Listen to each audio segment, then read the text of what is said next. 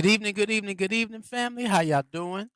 Welcome to another Tuesday night at the African Speaks with the African Speaks. I am Ajay the African. They laugh at me. They said one brother was like, "Brother, we all African. This is the one who likes to let everybody know he's African." It is a reminder to myself never to go backwards. That last piece, my last name is Tahimba Tulanagwe.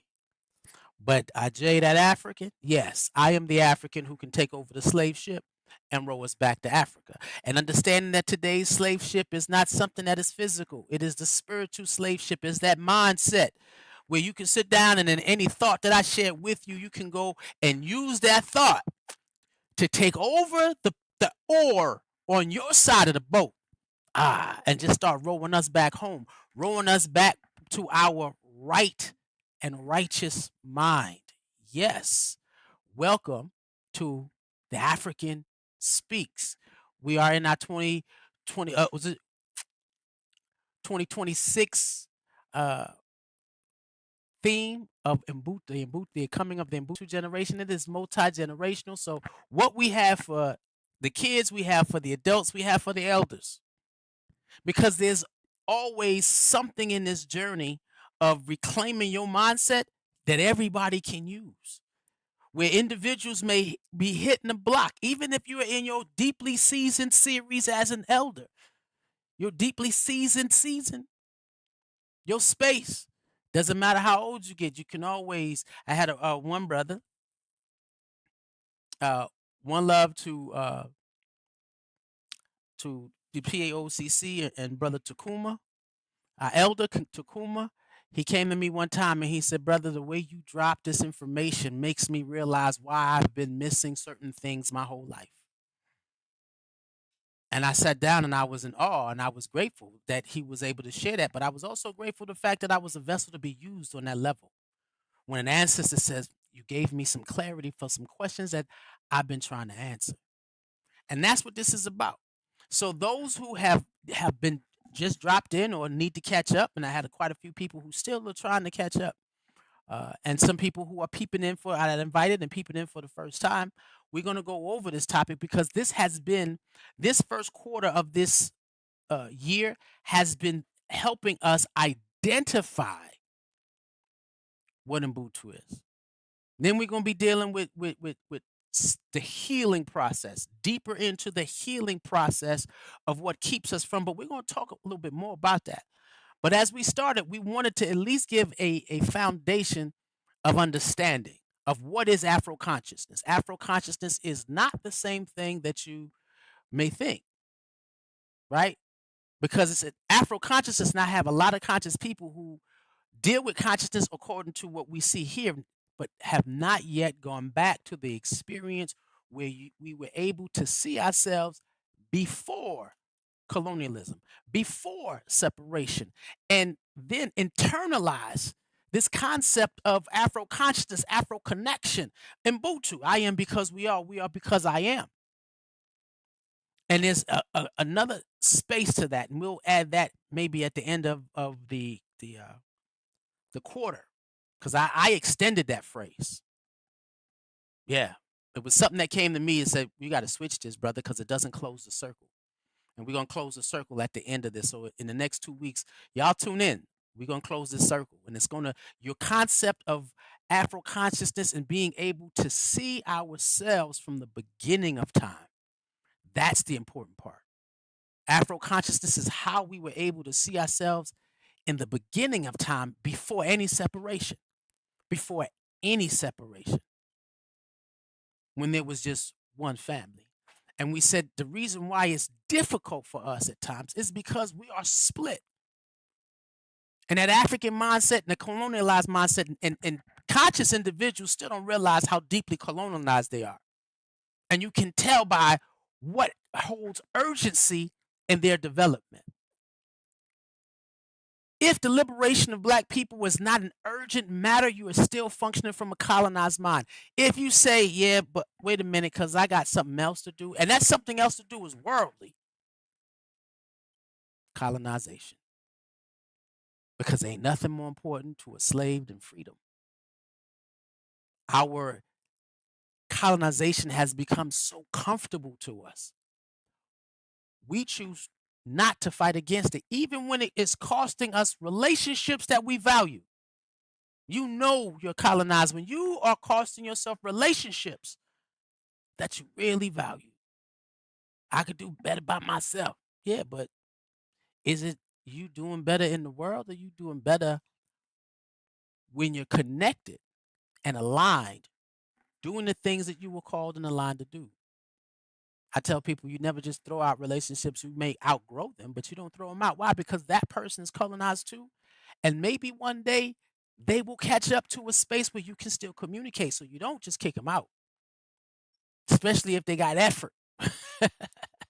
One sister said, y'all need to find a brother with some not potential, because most brothers don't have potential. We just got But it's that war, that spiritual warfare that happens inside ourselves, that African mindset that is focused on communalism, not individualism. Communalism, that colonized mindset, well, that is complete separation. African mindset that says sovereignty. I am governed by within, the energy and the spirit and connection within, versus that colonized mindset, controlled, conditioned, programmed. And so we went from that space, and now we was dealing with the kingdom within.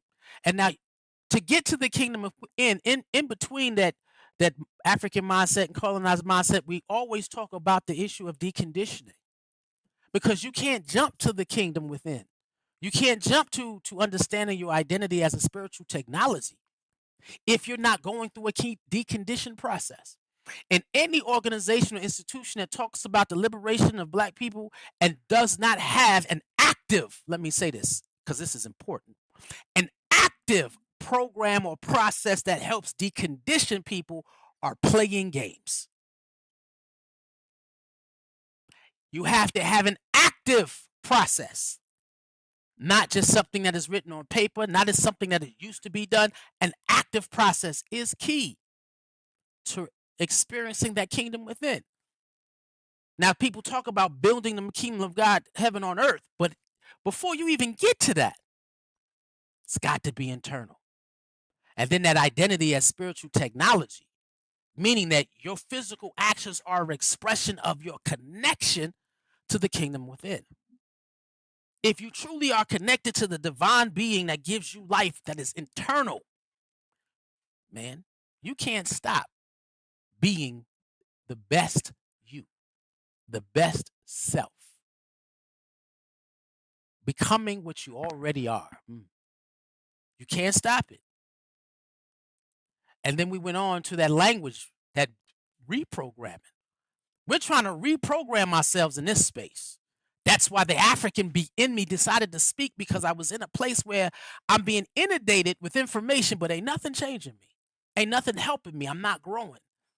I'm not developing. I felt stagnated. Then I had to change the language. Allow the African in you to speak. Why do you have to wait for someone to give you permission? Because that is not sovereignty. When you have to ask permission to focus on liberating your people the way you were called to do, not the way you were told to do, that's still conditioning. And so my language had to change. And then all of a sudden, whatever was stressing me frees me to be my greatest self. We know we live in a constricted world, and our neurological system, our nervous system, our brain is always stretched in a state of survival. And how you speak, how the world speaks to you, how you speak to yourself is more important and is vital in this space when you're seeking that kingdom within, reprogramming yourself. What is the conversations, not only that you give to yourself, the self conversations that you have, but what are you telling other people? Because they are a reflection of you. The people that the creator has around you are a reflection of who you are, who you gravitate to in hard times, who you kick it with when you out chilling. And then if you out chilling with the conscious individuals, but then in that next day, there is no nation building. Y'all need to look at these things. I'm sorry. It's gonna get we'll talk about something else later. We're not gonna be messy. And now, in that space, we also dealt with emotional intelligence, the emotional regulation. A man who cannot govern himself cannot govern a village. Man, this one hit. This one hit, and I had to make shifts in my own personality. I had to start meditating in my own, a whole new fashion. And then when I sought this, the understanding of how to master the tree of life inside myself, which may be a part of a future stream on a deeper level of meditation hit. And we may share that. I'm still in the process of practicing it and studying, because you can't teach it unless you embody it. And it blew my mind even more. The deeper and deeper you are able to govern, have sovereignty and govern the emotional energy. Emotions are energy. The universe doesn't respond to your request, it responds to your vibration. And so being able to rule your inner world helps you control and develop, manifest the outer world. That's deeply important. And a lot of individuals lose control of the outer world because they cannot maintain and sustain the peace it takes controlling the inner world. And that doesn't mean you don't get mad. That doesn't mean you don't get furious. That don't mean you don't get sad. That don't mean you get a little depression a little bit. No. That means when that happens, you learn to process it healthy, in a healthy way. And so getting to that point where you are in control of your emotions, so regardless what situation or circumstance that happens to you within the amnesia in which we live in, you'll be able to come through it. And that leads to the next one, which is the diasporic amnesia, the spiritual amnesia of the diaspora, where we don't remember. We don't remember who we are. We don't remember why we were called. Let me send this out. We don't remember at all. And that's the problem. Now, in this space that we are not trying to get you to learn anything new. We're just trying to get you to remember what's already there. We're trying to get you to experience what's inside you, and that's what we get to. Well, before we jump to that breaking that down, you got to understand how everything is created in cosmic order. Everything is created for a particular experience. Everything was created from the cosmos to our own galaxy, to the planet, down to nature and our interaction as a people. Ubuntu is a system of relationships, unified, organic, connecting relationships that follow a particular order. Relationships. And in that order, this is where the constitution of man comes, because when you're dealing with your emotions, we dealt with being able to maintain and sustain the constitution, that's you. And when you be able to understand your own constitution, what makes you you, you'll be able to also find yourself deeper in line with the cosmos in your order, which is vastly and deeply important. And so in this space now, well, I understand, and I say, if you haven't seen any of this, because if I jumped into memory versus history, there's going to be because there's some we cross referencing to other classes, and I'll try to give you a synopsis here, of what those were, which I just did a catch up. Go back, indulge, And if you have any questions, reach out. Ajay, the prophet, will always be available to anyone needing some clarity or some information. I had a brother call me one time and said, "Brother, man, what you blessed me with is priceless, and I've been having a problem with." And we had a full man-to-man good discussion, real good discussion. I had somebody call me and talk about the amnesia part and the effects and having the attributes of amnesia and not understanding that living or identifying with your trauma, making it your identity versus the experience that you went through that you have to overcome emotionally. When you make that your identity, you're not cosmically aligned. And so I always will say, come on through, come on by, call me. Let's have a conversation. Let's talk about it. Now, tonight, we are dealing with the issue of memory versus history. Memory versus history. Awakening that ancestral, that cosmic wisdom.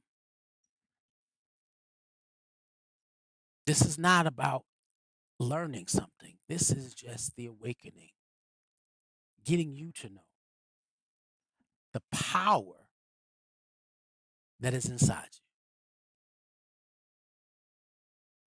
This lesson is about understanding and getting closer to the power that's inside you.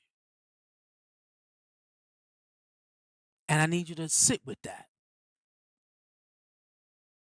Well, what do you mean by power?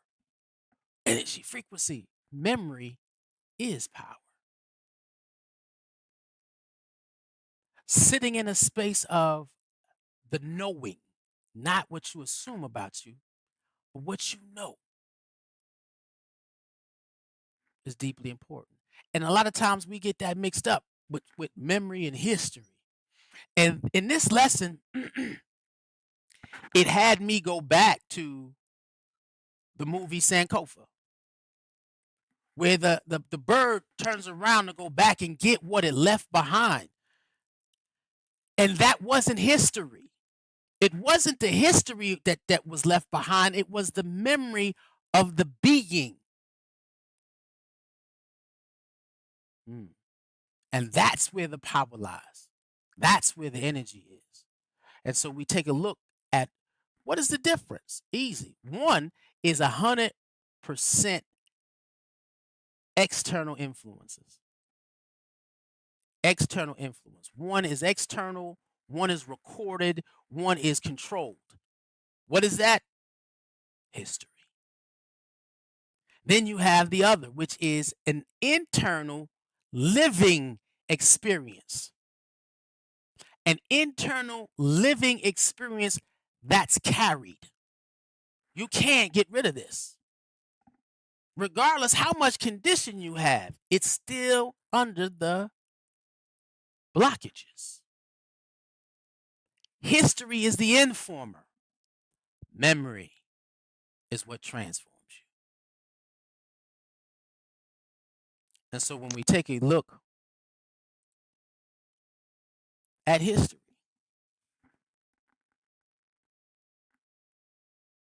this is the source of the illness of the Black psyche. This is the source of our illness, of our spiritual amnesia. We don't have memory because we have been given the wrong history for centuries. 400 years.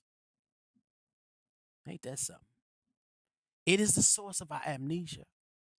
History has been the catalyst to us being disfragmented. It has disconnected us from our natural innate origins. where in that space, once it makes you a fragment, the history that we are told begins to create our false identity. This is what history has done. It is the reason behind all of our mental blocks. We are separated from our spiritual history. We are separated from our cultural history. We are separated uh, from our cosmic history. We don't know. And so it shuts down, it shut us down psychologically. We get shut down emotionally. We get shut down spiritually. We get shut down mentally. It is the source of all our blocks. And when we talked about that fighting, you can't get past these blocks without deconditioning, decontamination, and it has to be literal. Your institutions, according to the book, Sister is killing it. I reached out to her, Jennifer McMullen, and she wrote the book Decolonizing Therapy, and I tried to get her to come to Kwanzaa.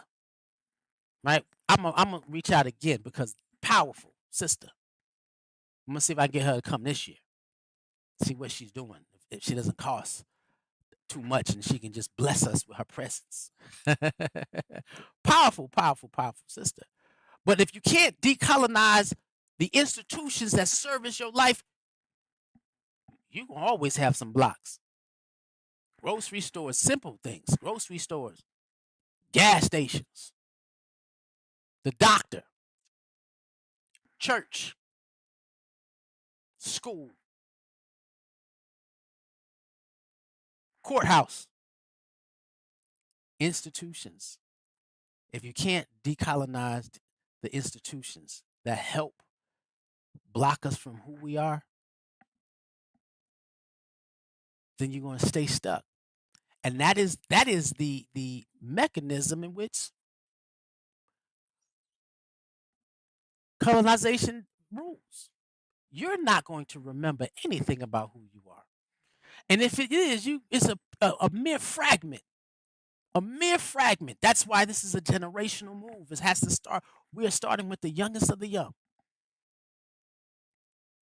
Grown adults have to be deconstructed and rebuilt. Kids just have to be moved. And so it's a different process, and we need it. It's dangerous to continue in this state because we will never manifest to what we could be experienced. I know some people who won't have children, because they see the world too clear. But in that mindset of having a false identity, you can walk where you want to, dress how you want to, eat where you want to. Now you're still not. Look at the buildings around the image. Those are not his. And they don't belong to the tribe or the group of people that he's connected to. That's not his kingdom. Wherever he walks, he feels the experience that somebody sees themselves in him versus him trying to get validation externally. That's what history do. History allows you or puts you in a situation where you are seeking external validation when it's all incorrect. Because you're and in only studying, we just got out of Black history, studying our trauma, studying how did we make it so that we can live in this oppressive society more comfortable, not after 400 years of being here, we have built a society inside a society where we take completely care of ourselves.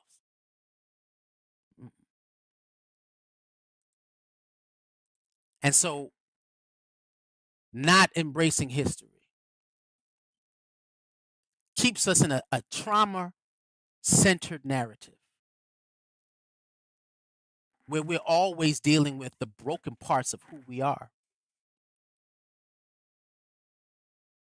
A Eurocentric narrative where we're not dealing in sovereignty, but we're dealing in survival. manipulates our movements, our thinking, our emotions. We were mere puppets. Just if all we know is history. That's the danger. There's so much danger in staying locked down and sitting there saying, and we started. I said we're gonna restart our African history class. We started Bible class. We still do the STEM on the weekends. We're doing video editing. We're still moving, and it's to make sure that somewhere along the line, when these strings are descended down into the mindset of our children, they can just lift up and cut it. And so, in order to do that, we have to understand how that blessing of memory, mm, the understanding that in this journey, we are going. Memory is a cosmic part of a living universe. It's alive. It's a power that is alive in us. It's information data that is built in our DNA. It's a living experience where when you take a look at memory as a living system, you realize it's biological. It's information that is in your DNA. It's information that is in your melanin. It's in your blood. They talk about epigenetic biological trauma passed on from generations to generations, but there's epigenetic blessings, healings, gifts, attributes. It's inside that cannot be touched, cannot be erased. It exists. Then you have memory as living in culture, how you express your awareness of that connection. And we said that that's kintu. When we talked about the cosmology of things, and there are 4 levels of expressing your awareness of the order of the universe. And the last one was kintu, how it's in movement, how you express all of that. Dancing, singing, eating, laughing, dressing, walking. It's all of it. Meditating, praying, it's all of it. Then it's ancestral, knowing that there is no separation from us and those who have gone before and those who will come after. No separation whatsoever. And being able to access that memory, that highway, that power, where you are open vessel of receiving, sharing information. You cannot erase. It cannot be erased. And that's what colonialism found out. That's why the government studies how to manipulate melanin.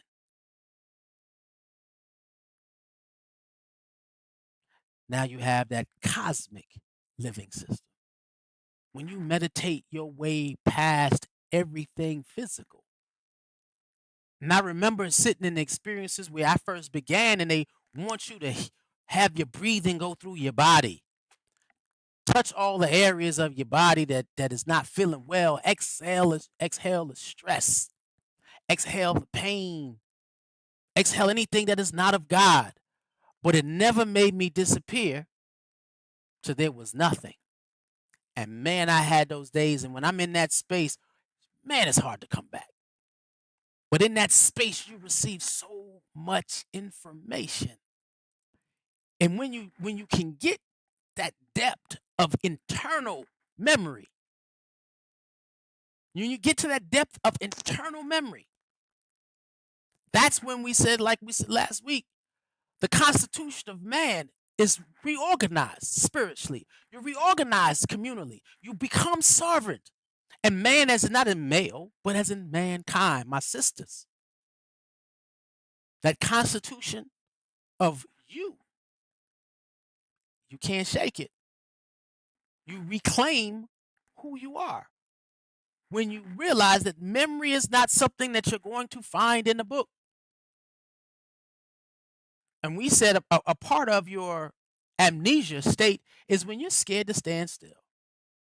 You cannot get to the living experience of memory without learning how to be still.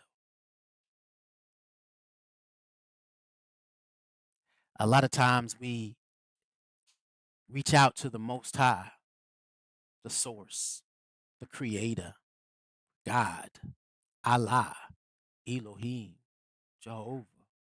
We reach out to that source, asking, asking, asking, pleading, pleading, pleading, begging, begging, begging. But when do we sit still and just listen? When do we sit still and just experience?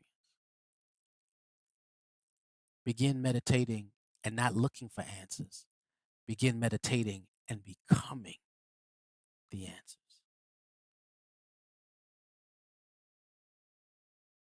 And the benefits of actually diving deep into you, into memory. The identity of who you become is unshakable. I remember my journey, and I had an elder talk to me, and she was telling me that, brother, we see you. So what you talking about? All that I was doing and producing and creating on multiple levels of our organization, the PAOCC, Pan African Orthodox Christian Church, Shrines of the Black Madonna. You got it all now. And said, there's something happening to you. Memory. My mother, Fundi Olabayo, Ebenezer Mandela, my spiritual mom, one day looked at me and said, Ajay, are you going to be the African that takes control for the slave ship and row us back to Africa? That's where the name, the African comes from. Are you that African? And I said, I had to sit and wrestle with that because I didn't realize I wasn't. Why? Because I was in the community. I'm going through the motions, but the memory didn't kick in. When the memory kicked in, my conversation became, I can show you better than I can tell you, and I will not be voluntold. Meaning that you can't give me a an instruction that doesn't fall in line with the alignment in which I'm called. Because we have a lot of individuals who are worker bees, and that's what they do. I'm not just a worker bee. I'm also the builder, the creator, the designer, an architect, the thinker, the producer, the implementer. I always said I'm the wild card. Whatever area needs to be filled, I can fill it, but I have to feel like I'm called. Because when the structure of leadership disappears, what we need to see in our own communities is that everybody finds leadership within inside themselves, not inside other people. So your identity in this journey for us to reclaim memory becomes so solid that nobody can shake it. And then that leads to the next one. That confidence becomes natural. You realize, wait a minute, I was born to be this, born to do this, born to produce this. I'm at the right place at the right time, at the right moment, doing the right thing. You can't shake it. To walk in the room and stand in your truth. It's coming soon. You can't shake it. And in that process, in that journey, that's when all your decisions, your decisions makings becomes clear. I can make clear decisions. Why? Because I have hit the space where I can feel that information unlock, and I got a clear vision of where we need to be, where we need to go, and how to get there. Why? Because that memory is in you. And then fear and self-doubt completely dissolves. There was only one time recently and it was sometimes last year, where I felt doubt. I was asked to preach and came downstairs and saw my window getting it in. And I said, man, I can't follow that. The doubt hit. And it only took me a split second. Went downstairs, went up, was like, wow, I got to go next week. What in the world? That brother just lit the building on fire. And then I realized confidence kicked in. Because first the identity. Yeah, he had to because the African's coming again. And I'm going to stand my own. I'm going to be me. I can't do it the way he does it because he is excellent. If you come to the PAOCC here in Atlanta on a Sunday, come and look at the brother. Bad brother. But then those who are coming now, who are speaking, you got to live in your own identity, in your own confidence, in your own calling of what you're called to do. Then that self-doubt, done. I haven't found out there's anything that I can't do right now. Now, me in terms of intellectually and spiritually and creatively, physically something different. My knees. I don't dance as well as I used to do. A little joke for y'all to enjoy.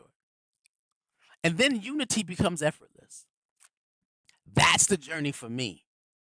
Because it's hard for me to work with somebody who doesn't function where their identity is unshakable, whose confidence is not natural, whose decision making is not clear, who functions from a state of fear and doubt. That's hard because even in these spaces, you still go through those processes. You still go through those experiences. But unity becomes effortless. And then with all of that last one, what? Purpose becomes activated. Purpose becomes activated. And a lot of people are living meaningful lives. Let's say this. Meaningful life and divine purpose are two different things. That might be a conversation all in itself. I might do a Monday night class just to talk about the other things. I had something for Monday nights called All Black Everything. I might still do that. Don't take it. Can he do any more? Yes, because now I have a Friday night stream that's coming up. Get ready. I'm developing. And a Thursday night stream that's coming up. We're going to get back to becoming the fullness of who we are. And if I got to show you, I'm going to show you. I'm going to live it. But your purpose, it becomes activated and you can't even stop yourself. You are the architect, the engineer, the construction worker, the electrician. You are the one that is going into your own psyche, dismantling all the walls that are inside you that keep you from experiencing that natural experience of connection to all things. I remember one sister, and I need to reach out to her to see how she's doing. She said, my grandmother mastered herbs and teas, and I don't know how I got it, but I can look and smell and taste the herb and tell you what it's for. She says she created an herb ointment that gets rid of keloids and time lapsed it.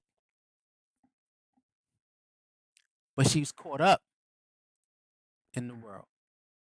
She did, and it was when I began to talk about liberation and freedom, it was like she put more walls up. The fears creeped higher. Why? Because when you think about how it takes to get to this journey, it's a lot.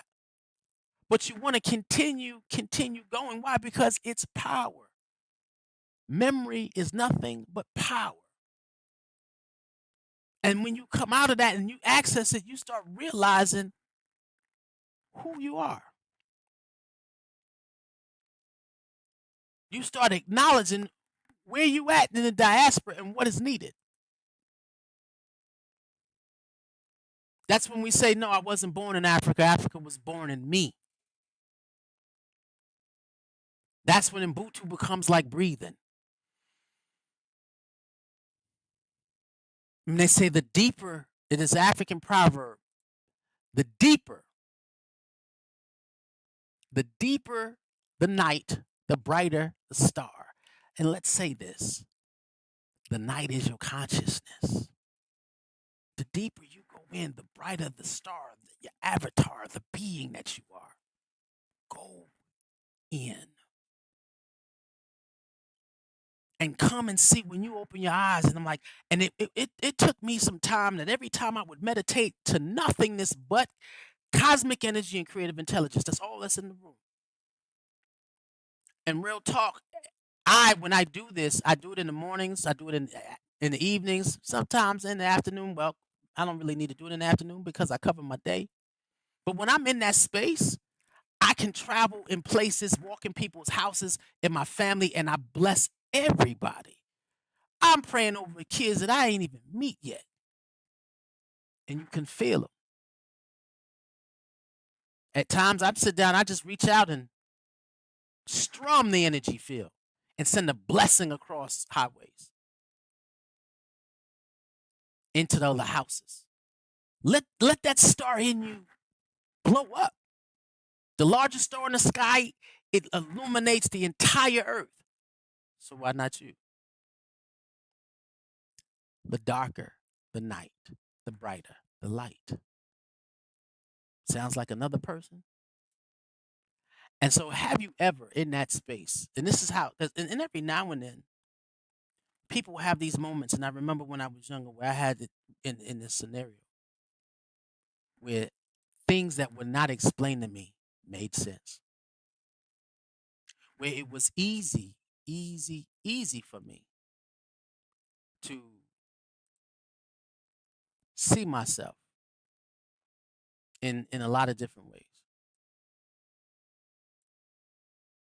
And I'll tell you a recent story. And this one is not recent, but it's some years earlier than the one I was about to tell you. When my church community started incorporating even more traditional African processes, I had already started going down the road of spiritual warfare, and this is where it was bringing me. And in that space, I sat down and said, okay, I need to have a ancestral altar, because before it was just a spiritual altar inside our community. We didn't have ancestral altars. And I created an ancestral altar. Once I created the ancestral altar and then a ritualistic altar, ancestral ritualistic altar, I would start doing rituals. Then someone comes over in the ARC that stops by and they look and they astonished by the altar and brother, how do you do ABC? And then I was able to explain everything.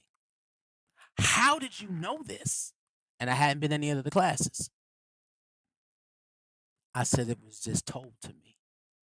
And I do it. Just past week, I was compelled to purchase a dashiki. And then when I looked at it and I was like, it wasn't even a color that I get for myself. You know, I looked at it. And then the ancestors said, no, we don't want you to get this for you. We want you to get this for the Maccabee that's sitting on post. Show him appreciation. And I moved. And I told him, I said, I've been doing, every time I hear it, when it says do, my issue is not the fact that I don't hear it. I need that to respond even faster. Not even question. Have you ever had things happen that just made sense? That is memory. That's the power. And so in that space, how did you continue that? How did you also always make sure of what you heard? What do you hear? When you're listening inside yourself, are you getting past the blockages or is it the colonized thoughts? Know the difference. Know the difference that when you're functioning from a controlled state or the conscious state. Know the difference. What do you hear? When it's complete silence, what are you dealing with? What are you wrestling with? And that leads us and it gets us to our experience of what's in your toolbox. What are you pulling from? And in that space, when you try to get to what you're pulling from, these are the tools that should be in your spiritual toolbox that helps you access your memory. You're not trying to, we're not going to give you, it's nothing for you to learn. Memory is not something for you to, it's not something for you to learn. It's the information embedded in you that you have to access. And the history in which you live keeps you from accessing it. I have children who have been born and raised in a conscious community, but still have not accessed the memory that is in their DNA. And you can tell that by what they do or what they don't do in the season that they're in. And so the 4 tools, you have to reconnect through study. And that's not just reading, that's listening to, music, listening to music, exposure, going out to places that will help trigger memory, learning to play a drum, meditation, the changing of a diet to amplify the energy inside you, movements, Tai Chi, Kua, breathing techniques, shadow work. You got to go through it all, reconnect through study and exposure. Then repetition through the lifestyle. Create accountability that if nobody sees you and you're doing what you want, that's not accountability. You're only doing it for show. And I know individuals who do things for only when people are watching. Only when people are watching. And when people expect something. But how can you move forward if you only move if someone's watching? Repetition and lifestyle creates an accountability where when nobody's watching, you're doing your most hardest and best work. Because you're reconnecting, you're studying, you're doing, you're producing. You can't stop because that information, that memory powers you. It becomes you. It is you. And then the embodiment, that means you begin to live everything you speak. That's when ain't nobody around and it's just your way of life. I remember one day I was slipping at something and my daughter called and she was rushing and she said, "Wait a minute." I said, "Oh, yeah, Daddy, we on the way to the house." I said, "Let me get the guest room ready." She said, "Guest room ready? When does the house need to get ready? My dad, that's not the dad I live with, I grew up with. My dad has everything ready." And so it's just a way of life that it becomes you. The concept of the 7 principles of the Nguzu Saba is not something that's talked about once a year. It is something that is manifested every day of the year through families and communities. And you can tell it's just a fad because we're not moving forward. Not the way we should with the amount of freedom we have that allows us to access power. And then you're dealing with cosmic alignment. That's when you have to go back to understanding the order of things. We talked about this Saturday, we talked about the dominion of man. And to have dominion over the earth, it doesn't say a man is supposed to have dominion over a race. Mankind has dominion over the earth. That means anybody who is in a particular group, section, or however you want to call it, deserves the right and the ability to govern themselves and not being told how to live, but allowing them to live to their understanding and connection to cosmic alignment. You're like, And so here, that is key for us to be able to develop a generation that functions from having complete access to memory. Where we have the elders and we have something called the mentoring elder group. We're still trying to get elders to say, we need you to come on out. I understand that we're surrounded by technology, but it is your stories that are needed. And I'm creating something, and that's the Thursday stream that is about to be done. The beginning of it. And so we have those, and elders are considered memory holders. That's they lived longer in time. And we said the 2 things they created first was space and time. They have more time. They have more Zumani. So they have more wisdom. So they have more to share. That helps activate, or not even activate, but enlightens and enhances the memory of the generation to come. They hold it, share it. Then you have the youth that are memory carriers. They just built for it, man. When you get the youth and they don't have, and we can keep them away from the world and not trying to help them get conditioned fast. There is a child, I have a child. He is 8 years old and he is giving in completely to psychological, mental, and emotional blocks that will keep him from understanding who he is in God. And it's happening rapid. It's like the world has moved and shaped and formed with whatever he's experiencing. This is why homeschooling became important in the African community. Homeschool you to keep you away from the influences outside in the world. It's getting stronger. And now what we do is with World of Akibaland is we create the system for memory. The system to enhance the awareness. The system to increase the courage. We cover all aspects, the whole child. And we do have kids who say, I know what Ubuntu is. I am because we are. And I said, what does that mean to you? And there was no question. I said, but well, I'm going to spend 365 days and we're going to have 52 weeks of different aspects of how to explain Ubuntu to our youth, our elders, to those in the middle ground.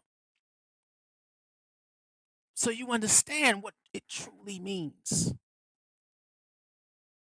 And so in that space, we know that memory restores, identities and relationships get stronger, and it creates the experience of community. And if you can be willing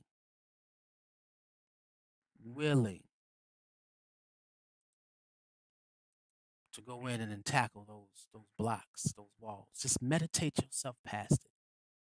Meditate yourself into pure silence, where it's just you and the cosmic energy of consciousness and creativity. Get to that space where there's nothing but memory,